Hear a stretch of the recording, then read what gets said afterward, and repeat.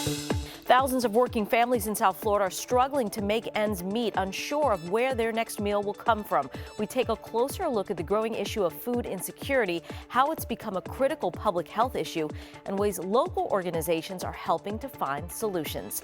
That and more. Stay with us as we dive into your South Florida.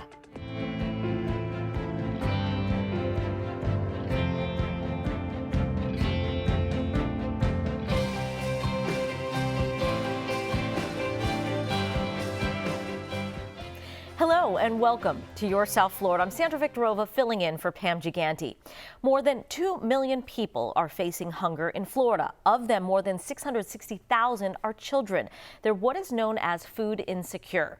The U.S. Department of Agriculture defines food insecurity as the lack of consistent access to enough food for every person in a household to live an active, healthy lifestyle. It disproportionately affects areas that are low income and that are oftentimes miles from the nearest grocery stores that offer affordable, healthy foods. The food insecure are at higher risk for chronic diseases and even delayed development in young children. According to the latest data from the hunger relief nonprofit Feeding America, more than 667,000 people in South Florida were food insecure in 2020. That's an increase of more than 38,000 people from the previous year. Continued supply chain issues and the rising costs for everyday expenses like rent and food has only made the situation worse. Joining me now to talk more about food insecurity in South Florida and possible solutions is Lozano Cantú, Director of Health Access and Livability at Urban Health Partnerships, Inc., or UHP. Areli, welcome so much to the program. We appreciate you joining us. Well, we want to learn a lot more about UHP, so we're going to talk more about that. But first, I want to talk a little more about the food insecure, what these households look like, because with so much wealth in our community, you know, it's hard to understand how this is such a big issue. So what do these households look like, these families? Well, and I think that's, thank you for having me. And I think that's one of the main issues, that we think that there's an image or a version of food insecurity that we're looking for. And the reality is that there is really not. Food insecurity is very, very hidden. We have older adults who had a really good life and now are in Social Security struggling. Okay. We have young people that their parents don't let them see their food insecurity. We have adults who, because they are able to afford fast food, they don't see themselves as food insecure, right? So there's a lot of questions as to what are we looking for. But in reality, I think what we're looking at is food is more expensive, as you mentioned. Absolutely. Food is harder to access. And we are becoming more and more ingrained in a culture that is more about not cooking at home, right? So we eat outside, we eat fast food, we go to restaurants, we eat on the go. And so a lot of those things keep us thinking that food insecurity is not an issue. However, with the pandemic in the last couple years, sure, I feel like that's become a more reality, and it's hit everybody in the face. These are often people who are working, yes, right? We're not talking, you know, people who are homeless necessarily. These are people who could be working very hard and more than one income coming into the house? Yes, yes. A lot of the times you will have, like I said, a lot of the times you will have families that have food insecurity and that we do not think that they have food insecurity. However, at the end of the day, a couple of things you mentioned in the intro, low access and low income tend to be areas where we see more food insecurity, where we have geographical areas where there are no grocery stores, where there are no healthy food stores, where there are no farmers markets, where the main source of food is fast food joints and convenience stores. And what we know about fast food and convenience stores is that they don't offer the most nutritious foods. And this is a problem that isn't necessarily always consistent, right? A family can come into and out of this issue? Yes. For a family that can be in and out of food insecurity, there may be a lot of other social determinants, you know, attached to that, where they live, where they work, if they have a job, insurance, etc., right? So there's a lot of different compounding things that affect the people's access to food. But in general, the way that Feeding America, Feeding South Florida, and other hunger relief coalitions and programs, we look at low access plus low income when we're looking at areas of food need and nutritional need. I'm glad you talked about access. I want to talk about the term food desert. We often use that term. Yes. when we're talking about food insecurity, but many people are moving away from that term because of a negative connotation. Correct. I want you to explore that idea with me, and what terms are we better to use now? Yeah. So for a long time when I was going to school, we were talking about food deserts. And it was the common language at that time in public health, in urban planning, and it was useful at that time because it really brought it to the ground, right? Quite literally. It looked at the geography, and we said there's no food in this area, so right. when there's no plants in a place, it's a desert. When there's no life in a geographical area, it's a desert. So it made logical sense in a way that if there was a lack of food access points, right. that we could determine that location a desert, right? A food desert, to be more specific. And for many years, that's the language that we used. However, as we have continued to evolve in the food system world and in our world, and understanding different ways in which language can have different powers, we've recognized that desert doesn't really let us see that the reality of a food insecure community is not, it doesn't just happen, right? A desert feels like it's just a geographical, natural, organic situation. Right. Whereas a low access, low income area of a community is not just by chance. It has been made through policy, systems, right. and environmental changes that have led that space to be food insecure. Personally, that's what got me into food access work. I come from Mexico originally, and I had a very different food access experience. When I came here, I was just so impressed with how similar to Mexico the food access was, in the terms that a lot of the product that is grown here is taken away into a lot of the United States, right? So because we are summer and spring and sun and rain throughout the year, and we grow a lot of really great crops that feed a lot of people across the country, we have a problem where our food is grown here and then taken away mostly. And we don't have a strong local agriculture, like hyper-local agriculture. We have a lot of commercial agriculture, and so a lot of our food is going away. And that was what I couldn't wrap my brain around when I first got here. I was like, how is it that we're producing so much, but we're not getting the affordability in return, right? To our own communities, right? To our own communities.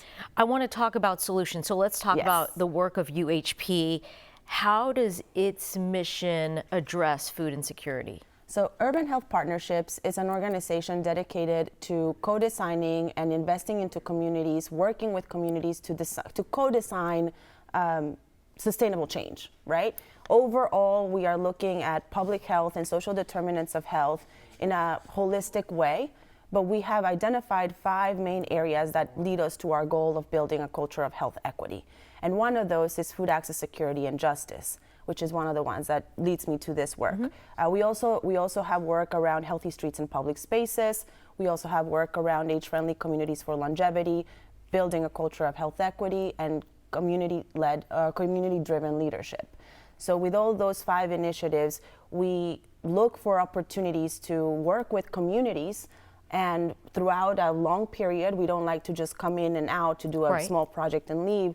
We'd rather like to start small and slow and try to build with the community members that we're working with and the local stakeholders that are part of the communities that we are a part of, to little by slowly really co-design the plans for change in those communities.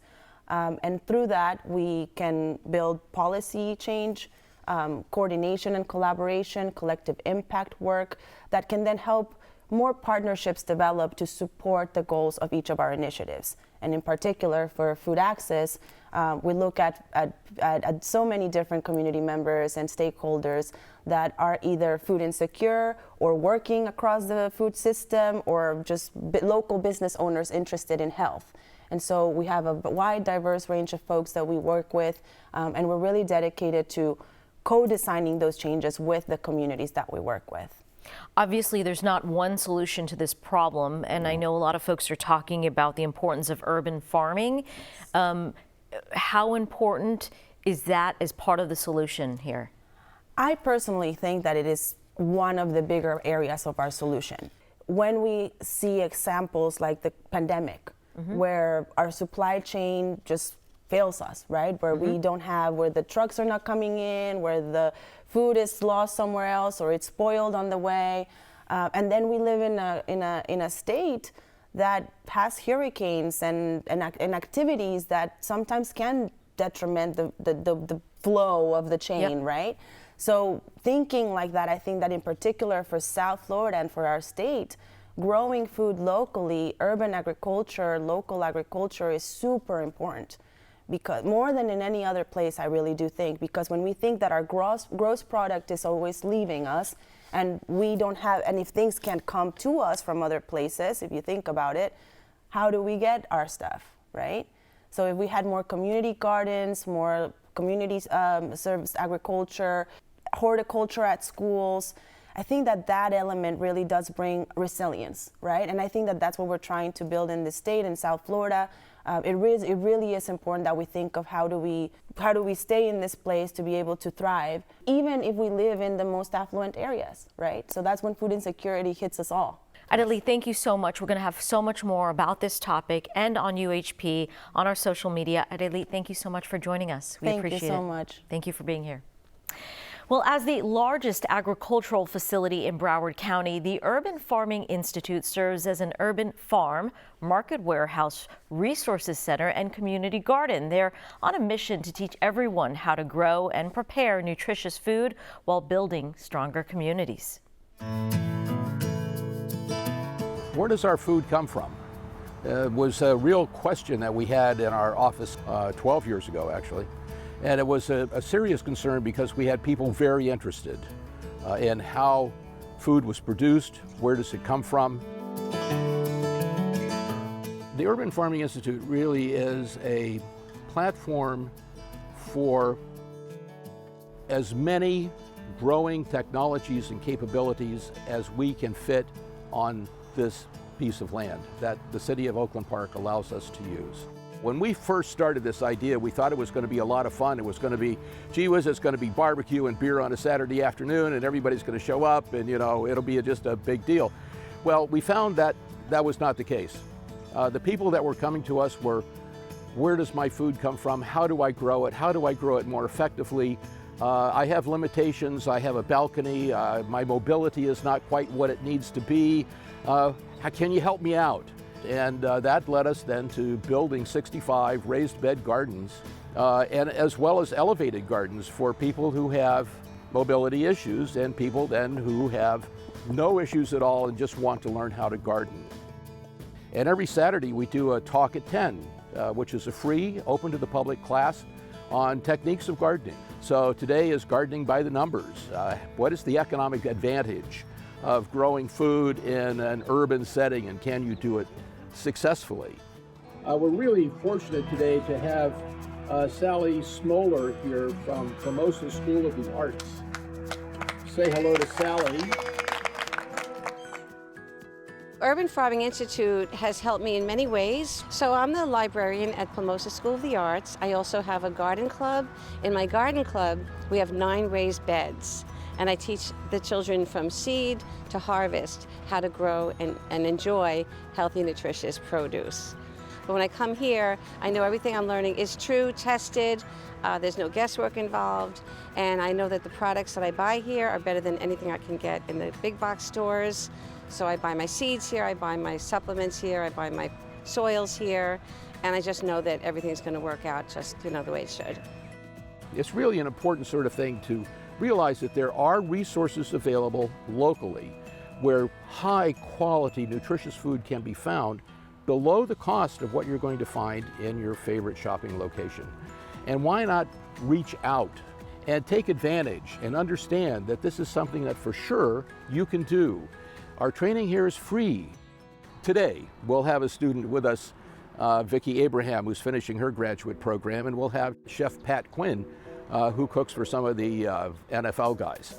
And they will be here to demonstrate how you can take very simple product and from your garden and produce really dynamic, beautiful, highly nutritious product, because you know that the product has been minutes away from the kitchen, as opposed to something that's been on a truck and in a distribution warehouse for who knows, maybe a week or more.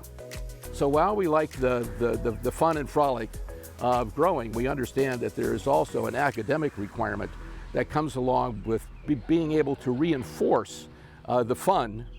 We reinforce it with the opportunity of having our farmers, our growers, our community interact with professionals in the world of high-level nutrition.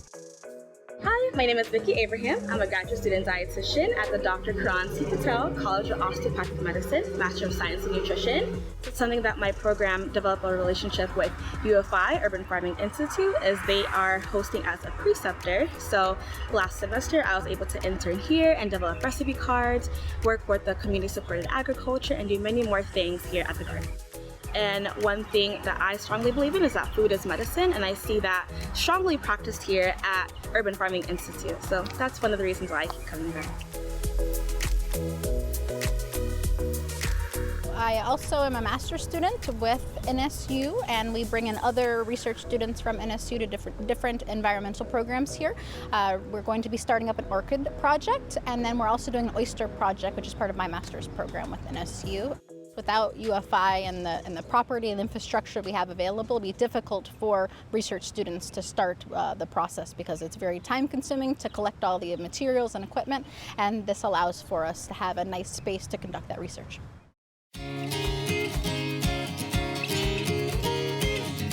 One of the important projects that we have here is the kids' garden. And we realize that if we don't get kids with an understanding at an early age, they're never going to get it. So we involve not only the child, but also the parent. And so it's an 11-week program. It started with art in the garden, and you can see some of the art on the domes. Today is going to be the activities, the shapes of nature and how they relate to what goes on in the garden. I was so drawn to this place. I walked through the magic door, so to speak, as John would call it. And the Urban Farming Institute means so much to me as a mother. I'm really looking forward to learning more about nutrition, especially for my children. And so that's one of the reasons why I come here all the time, because I want to learn how to grow nutritious food for my family.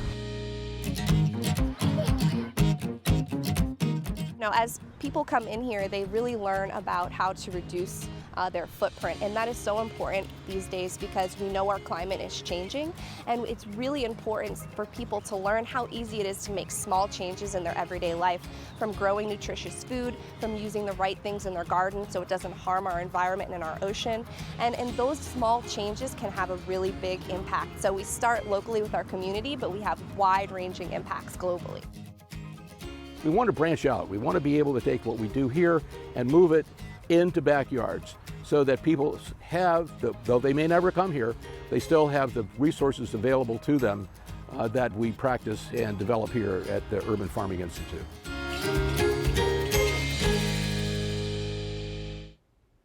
To have a sustainable diet means to eat foods that have low environmental impacts, that are healthy, and contribute to food security.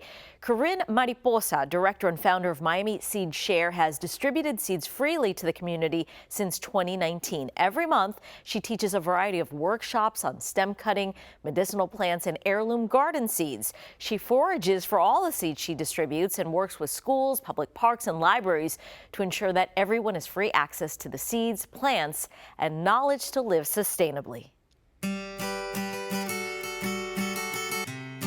Here in Florida, we can grow plants year-round, so it's not even just the spring and summer we can feed ourselves. There's something you can grow in your yard to eat to add to your diet year-round. Food is expensive. Humans are the only creatures that go out and buy their food, and Miami Seed Share wants to give them the seeds, the plants, and the knowledge to do it for themselves. I'm Corinne Mariposa. I am the director and founder of Miami Seed Share. We distribute seeds freely to the community. We've distributed over 20,000 packs of seeds in the last 3 years. It's our mission to let people grow plants for free, to share them year-round and take the guesswork out of what should I be sowing at what times of year. We share these seeds freely because they are life. Life shouldn't be sold. It is a part of your ecosystem that you should share. Miami Seed Share is here to make sure you can get those seeds, to make it more available. You don't have to know someone who's growing it. You don't have to know when the seed is viable and ready to collect. We go ahead and take care of that, and then we offer you workshops. We do propagation workshops with seeds and stem cuttings. We also do air layering workshops. We do medicinal plant walks and tincture making classes. We do butterfly garden workshops. We like to do nature games. So I'll write rhyming clues and you'll go to a botanical garden and follow them around. Welcome to Garden Day 2022, everybody. We've got Garden Day, it's the start of the heirloom garden season. We distribute garden heirloom edible plants. That way we can cultivate Miami's own garden plants here in Miami over generations. Today we were sharing arugula, mizuna, Florida speckled butter beans, a variety of eggplant. For the bees and the butterflies, we've got a huge variety of flowers from native tick seed. We've got gaillardia. So Miami Seed Share is for people, plants, and pollinators.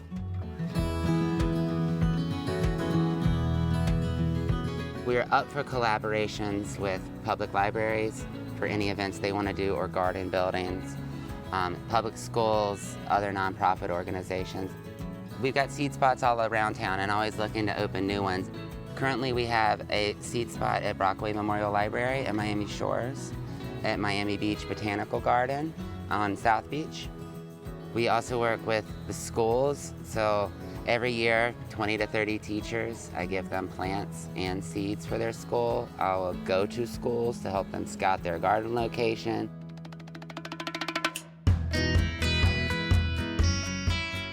Well, I've loved seeds my whole life. I've always collected and shared them.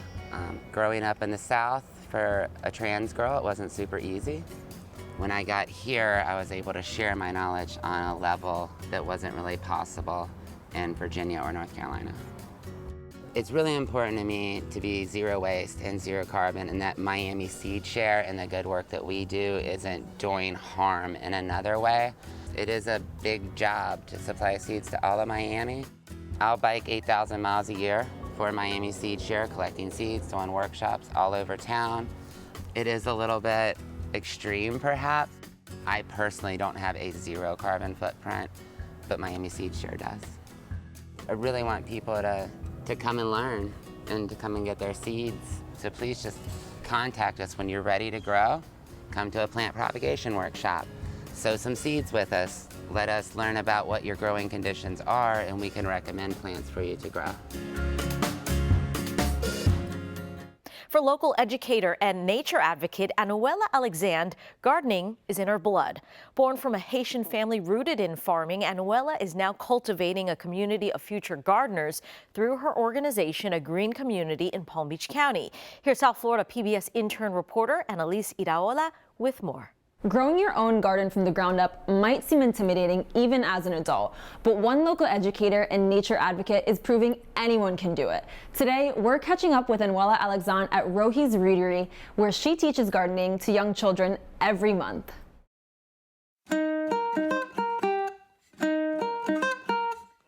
My name is Anuela Alexander, and I am the founder of A Green Community. We offer services to schools and private businesses like this, community centers. The services that we offer are workshops where I connect children to nature.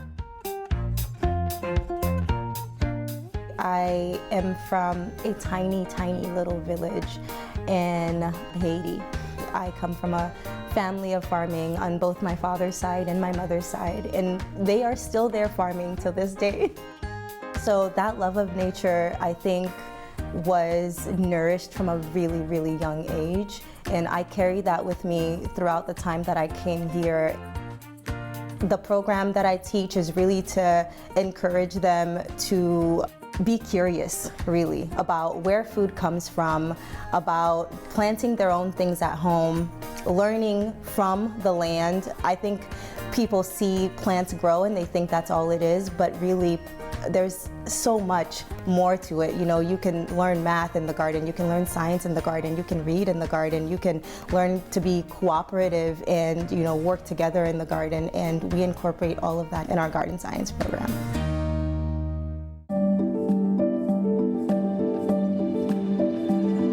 I have a lot of my workshops here at Rohi's Readery. I've really lost count. I think one of the most important things about my work is liberating young minds, you know, to feel empowered and to take their nutrition and to really just see nature in a new light. And I think Rohi's does that in a different way here in the community. She liberates folks to experience, you know, knowledge and learning in a new way.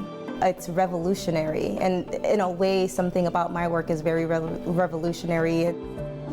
What sparked this relationship was really trying to ensure that we are creating opportunities for our babies to see themselves, specifically with historically marginalized communities. I think one of the greatest impacts is seeing that her classes really do bring that sense of freedom to know that you have the power to connect with this work too.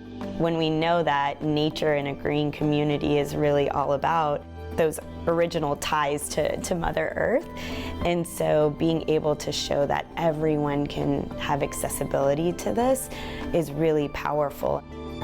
So welcome to my workshop. This particular workshop is called Wreath Making. The workshops that I have here are called creative gardening workshops. The specific workshop that I'm teaching today is a pressed flower wreath workshop, where we have pressed dried flowers that the children will then make into a wreath that they can either keep for themselves or gift to someone special in their lives. I love to encourage that they gift nature to someone to spark the curiosity amongst their friends and their families. We've been coming to Rohi's Readery for about a year, and we come to the Green Goddesses classes for the same reason we come to all the classes at Rohi's Readery. Loving adults who are experts in their field and enthusiastic about connecting with children over topics they care about. We're also nature-based homeschoolers, so the Green Goddesses classes are really important for our curriculum.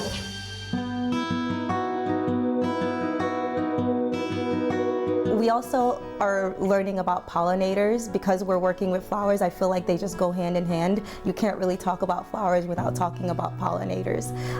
That's usually how my workshops work. There's a learning component, and then there's a DIY component where we make something tangible. The best part about the classes is how they reverberate through even weeks after. How we go back to the concepts we've learned, or we go back to projects we've done and do them again and expand on them. They really become a part of whatever we're doing going forward. That's what I really like about it. It always touches off something that ends up staying with us. You know, there isn't that accessibility to gardening all the time, or there are smaller city gardens, but it's hard to even find those spaces oftentimes. She is providing this understanding of knowing that it can literally be within your house, it can be within your heart, it can be within like steps away from you. It's just a matter of tapping into that green space. For children, it's really important to do something that is creative. You know, we want to make things. We want to create something out of nothing. I think that's why it's so magical when a child can see a seed turn into something tangible.